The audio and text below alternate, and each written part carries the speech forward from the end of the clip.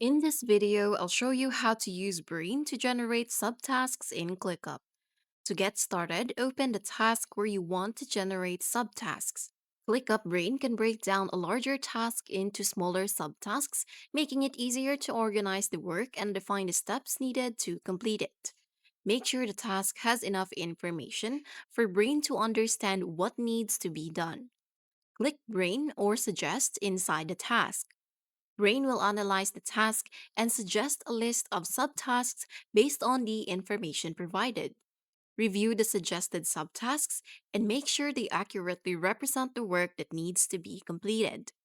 Once you're satisfied with the results, click Accept. The generated subtasks will then appear under the main task.